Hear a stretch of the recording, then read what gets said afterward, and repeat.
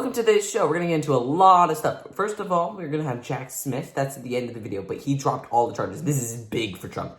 We're going to get into a bunch of Trump picks, like his new attorney general pick since Matt Gaetz dropped out. This is all big. Stick through the intro. If you like the video, make sure to like it. If you want to see more, subscribe. And if I explain your point of view really good, share it. So, stick through the intro. Let's do this.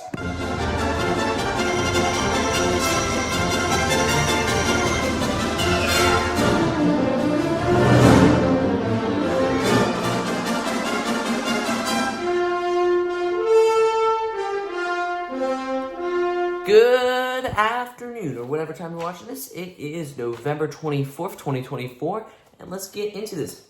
I've got a couple notes prepared. This time I'm getting off the computer because my computer's just not working. I've got some notes printed out, and on the headlines. These are all the headlines I got for today. If you want to, read this. First one we got, Trump picks loyalist Pam Bondi as Matt Gaetz withdrawals. This is from the Associated Press. So some key talking points I got here. Pam Bondi has been, selected as Attorney General by Donald Trump, replacing Matt Gaetz. We covered this last time. Matt Gaetz did not do such a good thing. He's being accused of sex trafficking, all of that stuff. I'm not getting into details.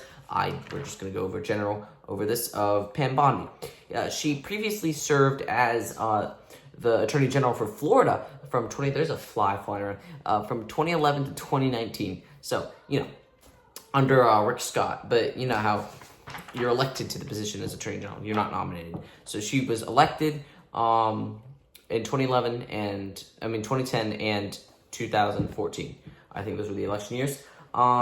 So yes, she's been the loyalist for a long time. So she's pretty loyal to Donald Trump.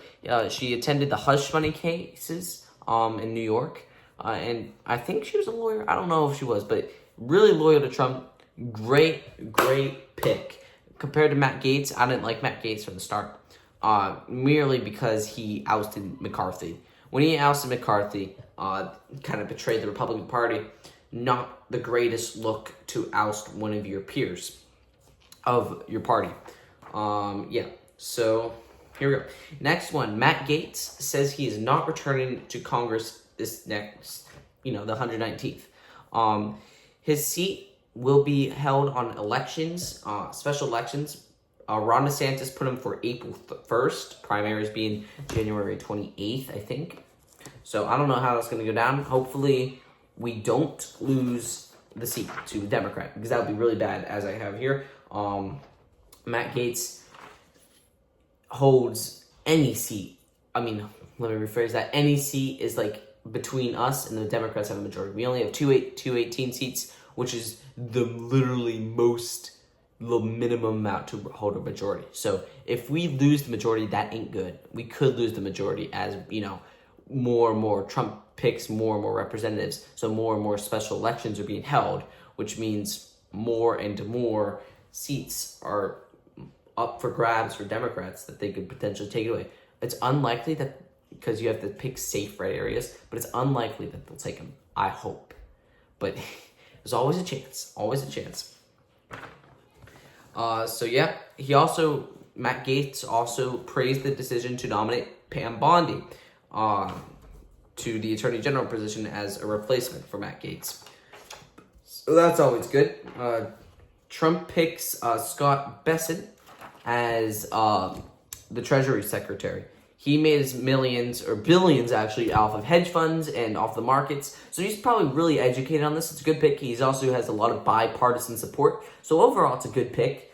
So really, we're looking at a successful pick here.